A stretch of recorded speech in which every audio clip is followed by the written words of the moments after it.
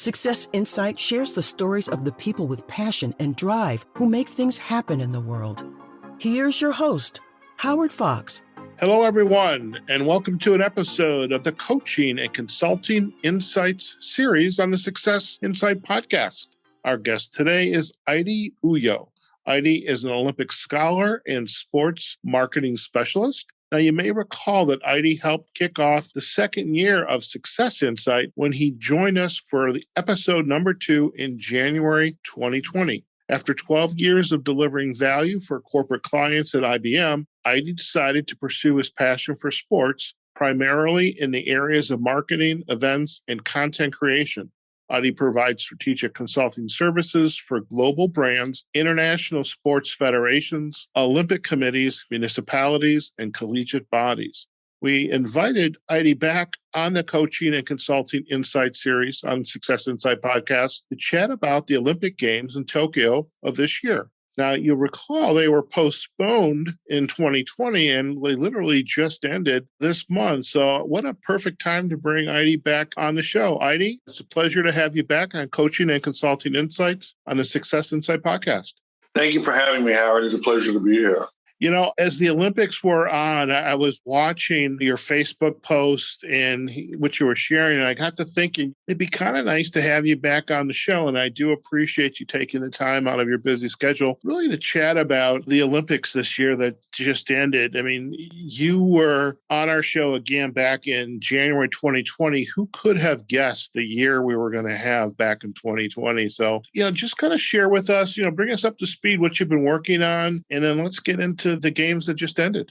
Yeah, thank you, Howard. When we last spoke, we had no idea that the world would be radically different, changed by the global pandemic. The Olympics themselves were for the first time ever postponed. Now, there have been 2 cancellations due to World Wars I and II, respectively, but this was the first postponement. And in a world where there is a pandemic, we saw sports kind of go off the radar as brands and event organizers and leagues and governing bodies try to really figure out what to do, since fans were not allowed into stadiums and the Olympics were no exception. And so they were not immune to the uncertainties around the games, hence the postponement of Tokyo, the 2020 Olympic Games to 2021. For me, working with clients was a little bit difficult, primarily due to mobility restrictions. A lot of the work I do requires on-site travel for our consultative engagements, and that was put on hold for the most part. And just like any other business, we had to figure out how to deliver services remotely and try to add value to customers in a manner that did not require on-site visits. So we were able to make that transition. It's not the same, Howard, but still being able to deliver value to clients that need it and require your services in whatever form is still better than not having anything at all. With regard to the Olympics themselves, this was pretty unique because the virus situation in Japan itself was tenuous at best. I mean, the Japanese were really going back and forth with the IOC after the decision had been made in March of 2020 to postpone the Olympics for a year. There was still this back and forth as to whether or not the games would actually hold at all, primarily given the surge of virus in Tokyo. And initially, 80% of the Japanese public said that the games should either be postponed again or they should be canceled altogether. But the powers that be felt that they would be able to deliver a safe Olympic Games, and they decided to move forward. Even up until the last minute being teams had already arrived in Tokyo in July, and the venues had been prepped. The organizers within Tokyo themselves said that this thing could still be canceled. So up until the last minute, we weren't quite sure if the games would proceed, despite the fact that athletes had already started arriving in Tokyo. I seem to recall that, as the athletes were arriving, I mean, there seemed to be some numbers being reported of increases. Is that what you heard or saw, from your perspective? Yeah. So as athletes were, the incidences within Tokyo within the athletes village and the athletic community itself, athletic community is in games-related cases.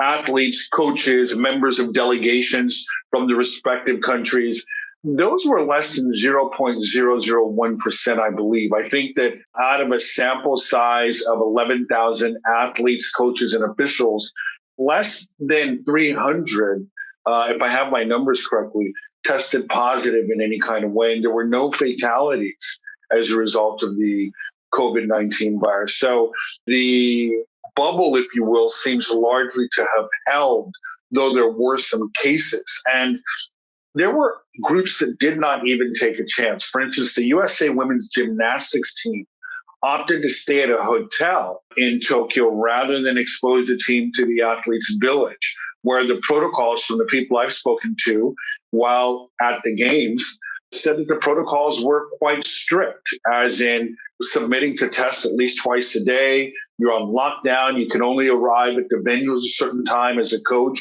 with your athletes. So it was a very rigid structure. And I think that for the most part, the Tokyo bubble was able to hold. For me, I will just add a subcontext to this as it relates to the women's gymnastics team. And that is Simone Biles was the, for lack of a better word, the hottest athlete at the Olympics. She had the most focus. She had the most attention coming into the games. And I think that it was a question of not wanting to risk her catching COVID. This is my personal opinion now, that guided the USA gymnastics team to stay at a hotel because there was just too much riding on it. As in, gymnastics and swimming carry the first week of the Olympic program before the events shift to the stadium during the second week. So when you look at the media and broadcast partners around the world that are designing their programming around Simone Biles and gymnastics, I personally do think that that factored into the decision to eliminate as much risk as possible and take the team to nearby hotels. As far as usually at an Olympic Games, the only people that really do that are the well-established athletes, like the USA men's basketball team, for instance. They would stay in special accommodations away from the athletes' village, if you will, for various reasons. In this case, they took the gymnastics team away from the athletes' village as well. And I think it was a precaution of COVID. And one more sub note to this, once the games started, the Japanese public did rally around the games, primarily because they were unable to attend because the Olympic organizers decided that the venues would be empty, no fans at the venues. So the only people that were at these performing venues were coaches and officials from the various delegations, and that's it. So a lot of the Japanese public had to watch on television, and they did eventually come around to embracing the games. And quite frankly, it took a country as advanced as Japan to be able to pull something like this off. You know, I'm curious, and I appreciate the rather detailed account of how the games were navigated in this age of COVID. And I was going to ask you, and I appreciate you also answering that, because my question around the viewership in the venue. So they literally were empty except for the teams and their coaches. So there were no spectators at all at any venue? Yeah, that is correct. The venues in and around Tokyo. Now, at some of the, I don't know if we would really consider this a venue, but like the marathon event was moved to a different city altogether because of weather conditions, et cetera. And you did see people lining the streets for the marathon. But in Tokyo itself, there were no spectators in the venues. Only coaches, officials, and select members of the media. And so the process was very controlled. It was very rigid, if you will, understandably due to COVID. And the athletes post-Olympics talk about the fact that they miss the crowds and they feed off the crowds. That during qualifying for the Olympics, in their respective countries, they did have crowds, even if it wasn't to capacity, at the various competition venues. There were at least crowds there. So they describe an eerie feeling at the stadium, say in a place like swimming, if you will, where, it's a very cavernous sort of venue. And so to hear the echoes and the hollowness of the venue, I think was a bit of a sea change for some of the athletes. So Tokyo officials made the decision early on to allow the venues to be half full. And then they decided right before the games began that there would be no spectators at all. That had to have been a very hard, yet I would suspect prudent decision, just given the numbers of infections on the rise. Yes. And I'll also say this. So when I was, one of the countries that I was working with was Kenya, the National Olympic Committee of Kenya. And when I was in Nairobi last year, trying to help them prepare for the games, not just from a branding perspective, but for instance, their camp was supposed to be in a city in Japan for the athletes, the Kenyan athletes, to go and get acclimated to Japan, if you will. So they were supposed to get there in June, camp out for about 28 days before the start of the Olympic Games. And those are some of the casualties of the COVID, in the sense that a lot of these training camps for countries that were supposed to go to other parts of Japan to get acclimated, those plans were scaled down completely. So for instance, in the case of Kenya, only the teams that qualified for the games were allowed to go to these camps, not the individual athletes. So for example, Kenya's rugby team and their volleyball team were allowed to go, but the individual athletes themselves were not allowed to camp, despite the tremendous amount of preparation that these host cities had made for these delegations coming in terms of the economical impact that it would mean for those cities. And a lot of that was now absent because of the pandemic. So a lot of athletes went directly from their home countries to Tokyo right before their event started. So they had to stagger these arrival times in the athletes' village. And once your event was over, you had 48 hours to leave the athletes' village. Whereas in conventional times, you could stay in the athletes' village up to 3 days after the conclusion of the closing ceremonies. So those things were different this time around in Tokyo. Wow. Is it safe to say that economic-wise, this was a losing proposition through no fault of their own for Japan? It's hard to say because they really haven't published the hard numbers, but I would say that there were significant cost overruns. And it takes us back to Athens in 2004, which was the first Summer Olympics after 9/11. So basically, the amount of security that was needed, particularly to protect U.S. athletes in terms of moving naval warships off the coast of Greece and all these other things that had to be done to secure the Olympics, blew that budget completely out of the water. We went from $6 billion, which was already about $1 billion over the estimated $5.3 billion that were planned for the games, to a budget very close to $15.3 billion, largely on unplanned, unforeseen security requirements. In this case, I don't think the cost overruns in Tokyo will be that significant, although I do expect a very substantial dent to what was initially planned. For Tokyo, the numbers, again, were somewhere between $5 and $7 billion earmarked for the games. But the experts that I've spoken to say that that number is well north of $20 billion when it's all said and done, due primarily to accommodations that needed to be made as a result of the pandemic, not just at competition venues, but right from the airport. Like the moment you arrive, the testing requirements, the long lines, the additional personnel that they need to hire in order to man these lines and provide testing, then the transportation system that has to be structured a certain way to get people to their respective accommodations. All these things that were not planned and factored into the original Tokyo 2020 budget had to be done as a result of the pandemic. And so, yes, I do expect there to be cost overruns, and it'd be interesting to see what the final numbers look like. As an Olympic scholar, sports marketing specialist, I mean, your bread and butter in large part depends on you being on site at the venue. And I'm curious how you, or in what ways did you overcome the fact that you couldn't be there to deliver what I know is ultimate value to your clients. How did you accommodate this? For me, it was a bit difficult in the sense that a lot of the marketing activities that we had been planning since 2018 with some of these Olympic committees, we were unable to do them. An example was, if I could use this, would be Tourism Kenya. Kenya wanted to promote and expand its tourism sector, and they wanted to have a Kenya house promoting safaris and some of the other types of tourism areas that they wanted to expand.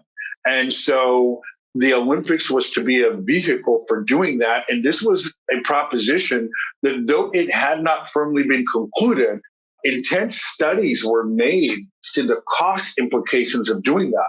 Well, with the pandemic, that all went out the window. The best thing that, at best, what some of the clients that I worked with were doing were having programs where they would showcase and market apparel. If you looked at the opening ceremonies, for instance, of the Kenyan team, it resembled Kenya, the different colors and the vibrance. So those were how some of the clients I work with try to overcome and navigate the inability to have on-site marketing programs at the Olympic Games. So I was in touch with several of the clients trying to figure out what programs, one, were permitted because the Olympics have specific rules around marketing, which, by the way, all those campaigns, if you planned on doing anything marketing related at the Olympic Games, you had to submit these forms and whatever ideas you were doing to the International Olympic Committee on or before March 1st. But once you get to the games, if there are other things that you would like to do, they can make accommodations and exceptions. So we tried the best we could to try to stay engaged with our clients at the games, but it was just very difficult to do anything from a marketing perspective, primarily because you couldn't even leave the athletes' village. You couldn't go really to explore Tokyo. So some of the programs that we would do would involve, in years past, members of the public visiting, say, the Zambian house or the Kenyan house or the Heineken house, if you will. These are hospitality houses that promote and showcase various aspects of a country. All that was absent at these games. So the best we could do was to try to see what we could do that was permissible within the guidelines of A, COVID protocols, and B, what the IOC would permit at these games. How do you think these games will impact, future games? So in 2024, Summer Games are going to be in Paris, France. How do you think the Tokyo Games and our reaction and navigating COVID will have an effect on those games or any games in the future for that matter? Yeah, so the next games in 2024 in Tokyo, the next one after that, 2028, they come back to the U.S., are held in Los Angeles, and 2032 will be in Brisbane, Australia, right near about 20 minutes from the Gold Coast in Australia. So the next three Olympics are already lined up. I can tell you that the 2024 Olympics, officials in Paris are already talking about a very different Olympic experience as a result of COVID. The budgets have already had to be adjusted to accommodate the possibility that a return to quote unquote normal simply won't be possible in the short term. We thought that postponing the Olympics from 2020 to 2021 would mean for the most part that the virus would be behind us. And that's simply not the case. So officials in Paris are doing things to ensure not just the safety of the Olympic Committee and the public at large, but to the extent that they can forecast what kind of world we will live in at that time and what that would mean to sports and specifically the Olympics, they're trying to make those adjustments now. So it would be interesting to see, as you noted, what ideas are lifted from what could be considered a very successful Tokyo Games and applied to the games in Paris. So that is yet to be seen what kind of adjustments they're going to make, but they've already come out to your question and said that this is a completely different experience that they've had to plan for now, totally away from what they had in mind when the games were awarded to them a few years ago. Very interesting. Yeah, it'll be interesting to see how this all plays out. We've chatted a lot about just the games in general and the reaction and the administration and how the Olympic Committee, the country of Japan, navigated the holding of these games, during this age of COVID. Let's shift gears, if we could, Idy, to the events themselves. I mean, of course, Simone Biles was front and center. The women's soccer team was always on the radar. What are some of the occurrences that stand out for you about this is why Olympics matter? And then let's talk about some of the, I don't know, for the sake of better words, unsung heroes of the games were the biggest surprises. So let's start with the kind of the events as they played out, or some occurrences. What stood out for you? Because I know, just given your role, you had to watch a lot of Olympics over the course of those weeks. Yeah, I think right from the beginning with the opening ceremonies, it was a lot more subdued than it has been in years past, primarily because of COVID. And there again, a mostly empty stadium. So that had a surreal feel.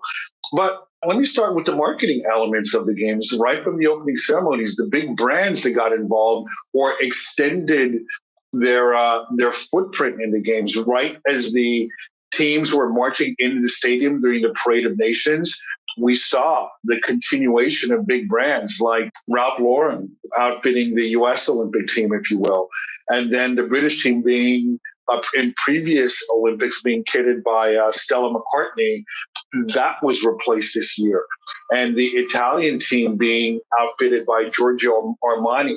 So being able to see how kits and these marketing, these retail brands, if you will, got involved. HMS, the big retailer out of Sweden, they sponsored the Swedish team. So right from the beginning, it was interesting to watch that during the Parade of Nations. So the other thing that was interesting was that these games had 4 new sports were introduced to the Tokyo Games: the sport of rock climbing, surfing, karate, and skateboarding were added to the Olympic program, and the return of baseball and softball. What the Olympic Committee decided back in 2013 was that if a country has 2 sports that is popular in those countries, they can add them to the Olympic program if they're not already on the Olympic program. Hence, softball and baseball are very popular in Japan. So those were the 2 sports that were added to the program in Tokyo. So I would imagine that and so they will not be in Paris in 2024 because those sports are not popular in France, but they may come back in 2028 when the games come back to the United States. Then there was this is the first Olympics without a Michael Phelps or an Usain Bolt since 2000. So the stars and brands that we've come to know at each Olympics, when you turn on the games, they were largely absent, replaced by new stars. The storylines of Allyson Felix and then, of course, Simone Biles. Simone Biles, by far, dominated the first week of the Olympic Games because here it is. She was supposed to be the star. She was the one driving ratings. She was the one that enabled NBC to sell out its ad inventory around these games. She's just hugely popular because of the success she's had. So when she had to pull out of the Olympics for mental health reasons, it became a polarizing issue because there are those that said, well, was it really mental health or was it the fact that she was behind in her routines, if you will? So that discussion really dominated the conversation in Tokyo. And it brought attention to mental health. And it kind of took away from the fact that the U.S. women's gymnastics team in the all-around competition still won silver. So they were beaten by the Russian Olympic Committee team, but they still won silver, which was still a very solid result. So that conversation was quite interesting. And then, of course, in the pool, there were the performances of the Australians as predicted. The Australian women did very well, as did the British men with Adam Peaty still when you're setting world records. And for the U.S., Caleb Dressel, 5 gold medals, goes back to, as the heir apparent, if you will, to Michael Phelps, though those comparisons are inevitably made. They're two different types of swimmers. So once the program moved to the stadium, there was the men's high jump was a very interesting event when the gold medal was shared by Qatar's Mutaz Barshim and the Italian Gianmarco Tamberi. And what makes that interesting is that they were both tied at the end of the competition, if you will, and now they raised the bar for a jump off. But instead of having a jump off, the Bashir asked the official if they could share the gold medal. And that's what they ended up doing. These are two besties. They've been competing against each other since they were in the junior ranks. And so this was a very, very tangible display of sportsmanship and Olympism, if you will.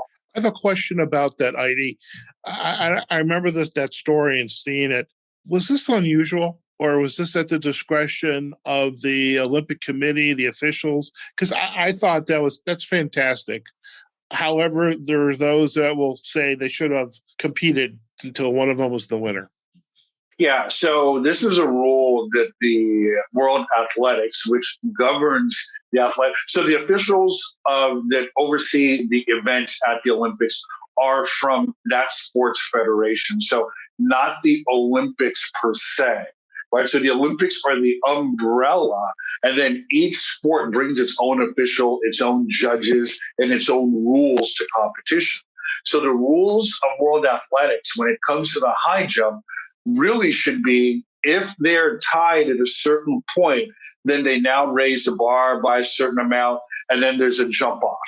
But the rules also permit the sharing of the draw, if you will. So whether it was an Olympic Games or any other competition, World Athletics permits that if the athletes are tied and there's mutual agreement, then first place can be shared between the two athletes who qualify for the jump off. Now, it is unusual. I've not seen that before. There are those that say, you know what?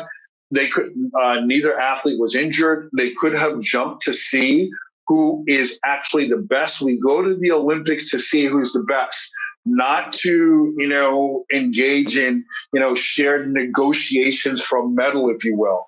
So there are those that wanted to see a jump off. And also, one of those athletes had a legitimate shot at an Olympic record and a world record.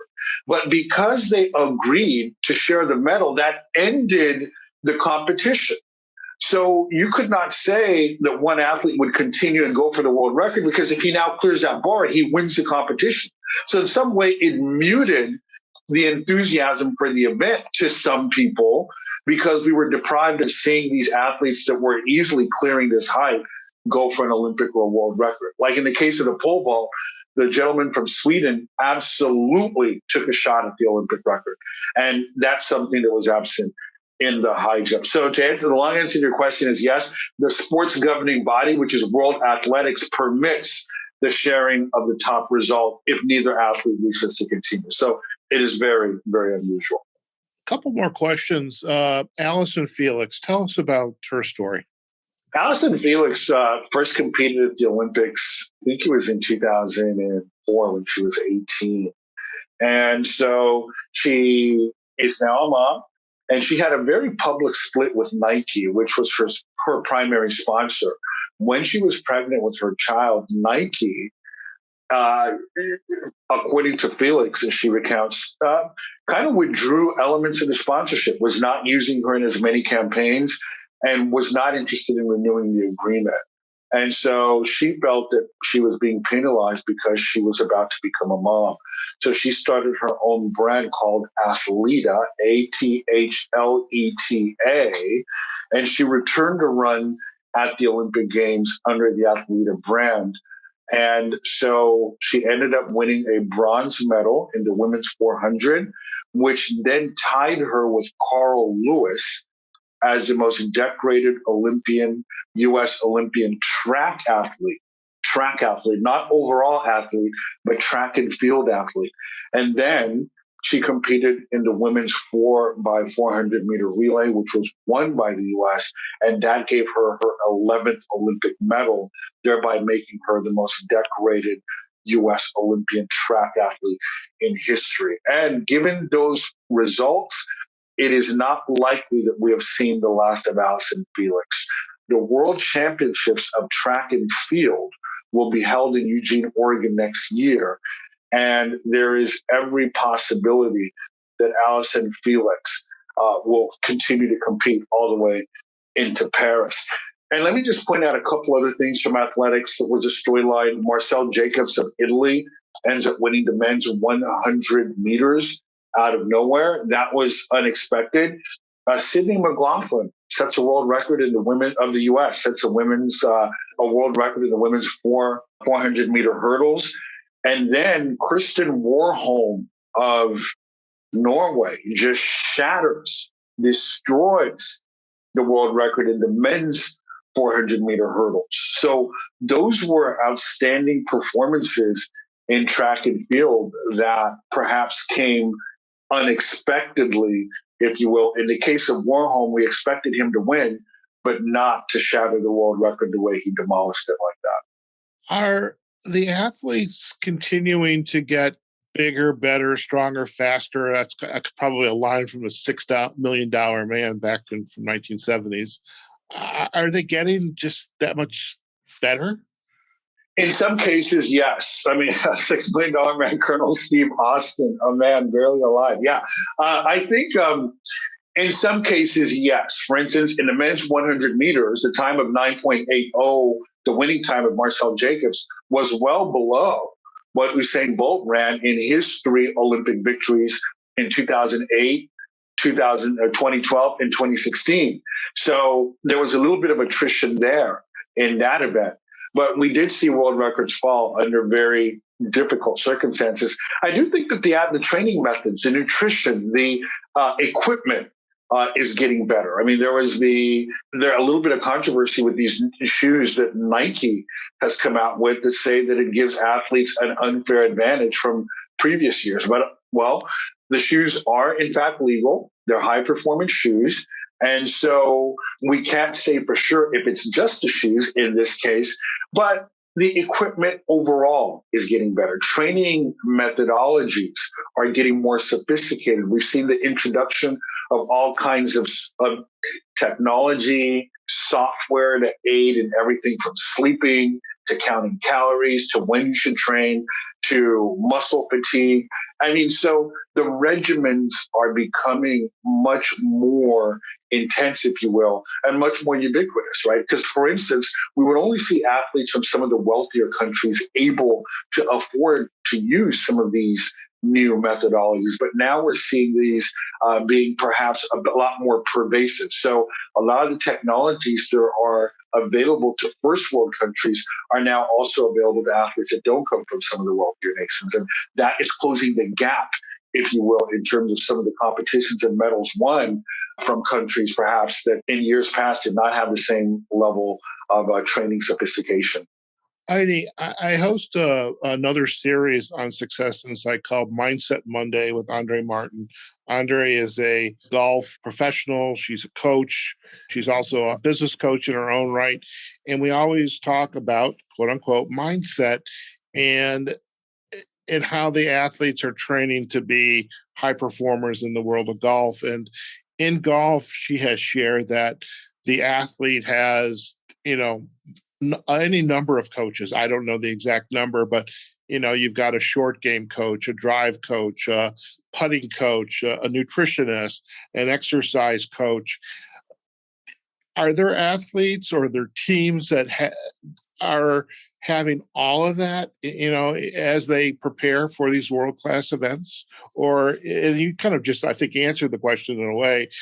A lot of that is what, while it was available to first world countries, is now available to smaller markets. But are you seeing that more and more as the athletes are really honing in on this other area of what it means to be a high performer?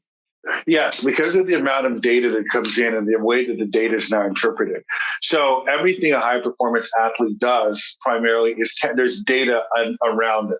So now when they look at the data, they are now able to make very scientific, very technical adjustments that perhaps in years past they would not have been able to make. So as a result, that event becomes much more competitive because other athletes are now having access to the data. Their data is now being entered and crunched into the system and being analyzed. And now with that, on the other side of that, though, we've seen increases in doping in countries that perhaps in years past you would not have seen doping, because now there are also better techniques to mask doping, and the illicit, let me say, the banned substances are also now becoming more available in these smaller countries that before they would be either unavailable or too expensive.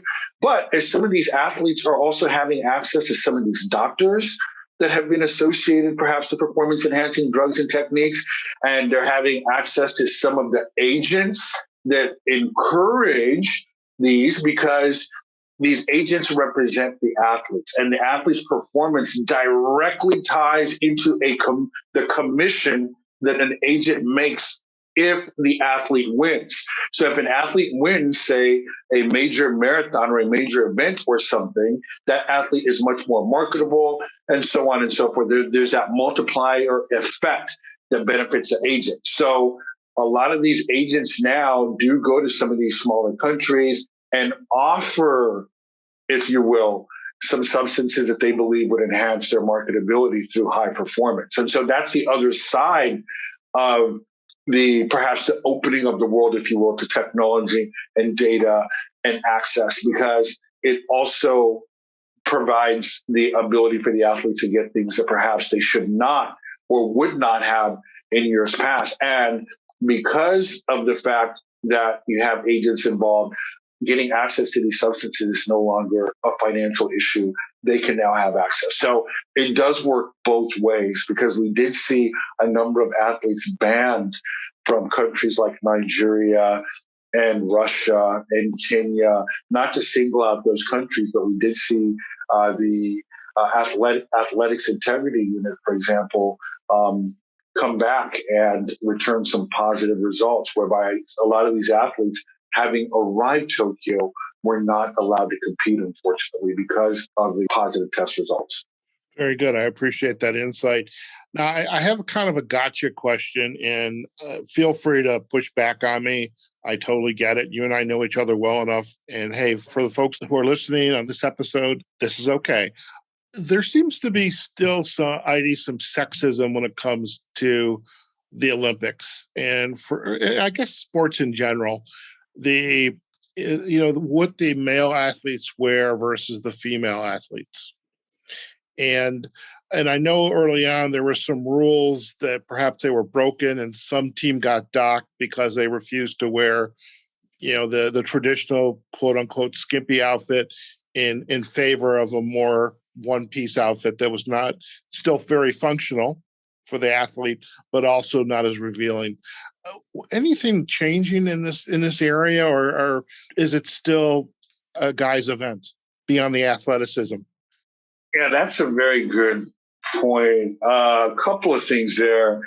Gender equity and the way it's seen through the lens of sports has always been a challenge, because in a lot of cases, not to go in too deep into the weeds with this, but sport in general was not really, when the concept of sport, organized sport itself, which is not very old. It's probably been around for about 150 years or so. So relatively speaking, organized sport is not that old. The participation of women in sport has always been an issue that had to be perhaps controversially discussed, even in areas where it shouldn't be. Women were not allowed at the first Olympics in 1896 in Athens, Greece. They could only compete at the second Olympics in Paris in 1900. And even then, they were only restricted to two sports, golf and tennis, because of the stress involved. At the 1912 Olympics in Stockholm, the swimming event was introduced for the first time. And I bring up 1912 in Stockholm because the U.S. team did not send a swim. The U.S. did not send a swim team to those Olympics. Why? Because the swim organizers expected women to wear swimsuits. The United States team at the time, which was run by the Amateur Athletic Union, said that its swimmers would only compete if they were able to wear dresses down to the ankles. Oh my. So you can imagine swimming in a dress down to the ankle. So as a result, the U.S. did not enter a team for the 1912 Olympics. Australia did, the United Kingdom did, the U.S. was absent. So this idea of clothing has always been an issue when it comes to gender reveal. So the incident you're referring to is Norway. The Norwegian beach handball team refused to wear bikinis because they felt that it was too sexually objectifying, if you will. So the International Handball Federation fined them. I believe it was a couple $100,000. And the singer Pink, I think that's a singer performance art, she stepped up and offered to pay the fine for them if in fact their appeal was unsuccessful. They said enough is enough, that they do not want to wear things, whereas the men don't have to wear those same kind of revealing outfits. So beach handball is not an Olympic sport yet, but that particular incident made headlines, and it was a publicly debated issue as to whether or not the same rules ought to apply to everyone, and why are there those types of rules at all? Primarily since what you wear in this case does not in any way affect the performance of the other team. If you feel that you are better prepared to win wearing shorts instead of a bikini, many people felt that they ought to have been allowed to do that. So depending on the sport federation, they set the rules, and there's a lot of people that have concerns about how these rules are applied to women. Gymnastics, for instance, women can only wear fingernail polish that is a certain color, either it's pink or it's clear. Your nails can only be a certain length. The outfit has to be a certain way. So again, in gymnastics, the German team decided that they were going to wear a different type of gymnastics outfit that concealed more skin than perhaps others, because again, they did not want to be objectified. So a lot of times these governing bodies, these international sport federations, have rules concerning what you can wear and what you can't wear. And a lot of people feel that there's still a long way to go with respect to sexism in those rules.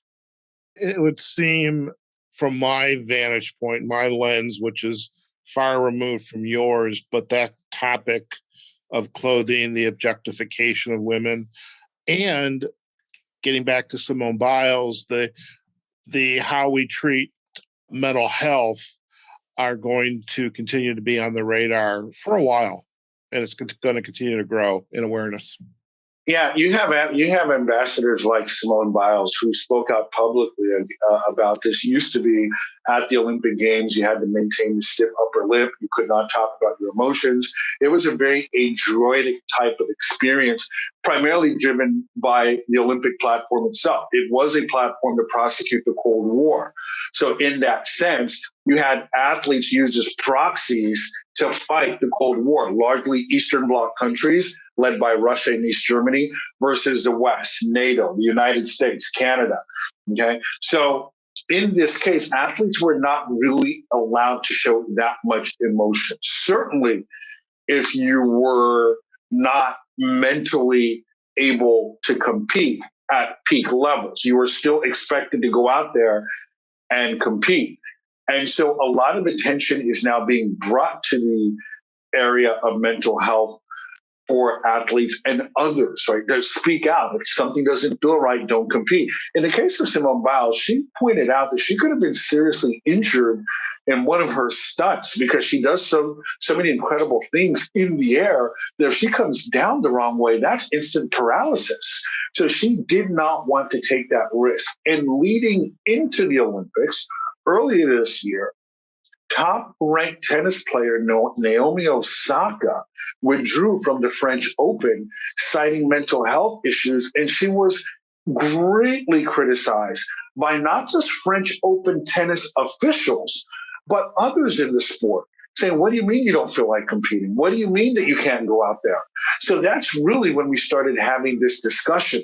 She ended up later withdrawing from Wimbledon, but her experience in that conversation with Wimbledon officials was much different. It was more clinical. It was more like, you know what, if you're not able to compete this year, that's fine. You've been a great ambassador for us. We'll see you next year. And that conversation kind of spilled over into the Olympics with the Simone Biles situation. So that's a topic that more and more athletes are feeling more comfortable and not as stigmatized to come out and talk about mental health. Whereas in years past, because of what the Olympics were, the platform they would shy away from such conversation.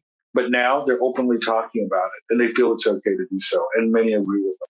Fantastic. Thank you for sharing that insight, Idy. Before we close down the episode today, what's new for you? What's on your horizon? There's obviously no shortage of world-class events. We still have COVID. I'm sure you're still keeping busy and working hard. What's in store for you? A couple of things. One, looking forward to the 2022 Winter Olympic Games coming up in about 6 months. They start in February in Beijing, China. So with the cases of COVID, what they are, how will China handle its first ever Winter Olympic Games? And then Paris 2024. Those will be the Olympic program there is interesting because breakdancing will be introduced to the Olympic program, if you can believe that. Oh my. And breakdancing will be introduced to the Olympic program. And the Vatican will send an Olympic team for the first time ever. So that ought to be interesting, seeing the Vatican team come into the Olympic movement. And we've not seen that before. Wow. So and with the short Olympic cycle, I have been working on trying to reconnect and re-engage with clients. They faced a whole lot of uncertainty during this sports season, starting back really in March of 2020. And some of these countries are still facing surges in COVID, but they're also trying to navigate it. So just trying to figure out how to add value. In a lot of cases, just kind of setting aside sport for a minute and asking them, well, can I help you in other areas? Trying to insert our expertise where it is needed. But then also on content development, we want to push out more content across multiple platforms now. We feel that there's a lot out there such that we can tell a story, if you will, that has resonance with the general public now, and not just a niche audience in the area of sport. We can take a sport that has historical context or an event that has historical context and perhaps broaden the appeal of that event to a wider audience. So storytelling is an area that we're focusing on for the foreseeable future, beginning, quite frankly, in January, the end of January of 2022. Very good. Very good. Idy, if our listeners would like to learn more about you and your work, where are the best places for them to go? Yeah, you can follow me on Twitter at Idy Sports. You can go to my website to figure out where we can add value to the things that you're working on, www.idsports.com, IDYSPORTS.com. And we are refreshing our YouTube channel as well. So our YouTube channel will also be Idy Sports.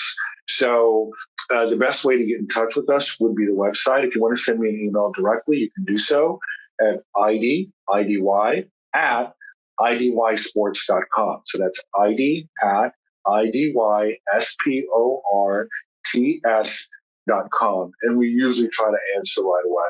Fantastic. Well, Idy, I think I warned you this could be a 20 to 30 minute podcast. We are well over 50 minutes. And this is something, it's a good problem to have. I mean, good quality content, and truly appreciate, number one, our friendship that has grown over the years, but also you taking time out of your day to join us here on our podcast. And, we are rebranding alongside various series. And as I was getting ready to have you today, I'm thinking, where am I going to put Idy? Because we're going to talk about the Olympics and sports, but I think this fits very nicely under coaching and consulting insights, because that's exactly what you're doing for your clients. You're coaching and consulting them to succeed from a marketing perspective at these world-class events. So thank you so much for taking time out of your day to join us. Howard, you're most welcome. Let me just say this. I mean, we're definitely a friend to the program. I certainly appreciate not just your friendship, but your mentorship and the confidence you've had in us over the years to help us grow. You've been there to answer questions, provide tactical advice and insight. So your platform has been a very big part of our success. So I'm happy to come on here at any point in time. And I want to thank you, especially for the confidence you've had in our growth. So thank you very much. My pleasure. Thank you. All right, folks, we have just been chatting with Idy Uyoe. He's an Olympic scholar and sports marketing specialist. Today, we were chatting about the 2020 Olympics, which were then held in 2021 in Tokyo, the Summer Olympics, and not only the challenges that the Olympic Committee and the country of Japan, the host committee, had in pulling off this event, and also the challenge that was faced from a marketing perspective, a coordination, logistics perspective. And then we also spent a fair amount of time, which I love, is Idy's perspective on some of the major happenings during the events, whether it was, the brands, mental health, the pool, the high jump, Allison Felix, Simone Biles. I mean, it's just a lot of cool information. So if sports marketing, if the Olympics, world-class sports are of interest to you, you definitely have to reach out and check out Idy and his work and visit him at idysports.com. We'll provide the backlink to it, as well as to the links to Idy's Twitter site and YouTube page. And really just a great way to spend, I don't know, we're going on over 50 minutes now with a good friend and somebody who, really he's an amazing guy. And just, this is like 6 degrees of separation to the Olympics, as I know somebody who knows somebody about the Olympics. So how about that? Folks, we hope you enjoyed today's podcast on coaching and consulting insights, the series on Success Insight Podcast. Do let us know by visiting our successinsightpodcast.com webpage. We are also on LinkedIn and Facebook. Comment on the episode, like it, share it, whatever you prefer, but we want to hear what's on your mind. Also, check us out on our podcasting platforms, Apple Podcasts, Google Podcasts, Amazon Music, Pandora, Spotify, especially Spotify, because our Coaching and Consulting Insights series is available on Spotify, and this is where our episode with Idy is going to be located. Okay, folks, wherever you are, whatever you're doing, go out there, have a phenomenal day. Take care of yourselves, your family. Practice social distancing if it makes sense. Wear your mask if it makes sense. But above all, take care of yourself and your community. And we will see you on the next episode of the Coaching and Consulting Insights series on the Success Insight Podcast. Take care now. Success Insight is a production of Fox Coaching and First Story Strategies. Find us online, successinsightpodcast.com.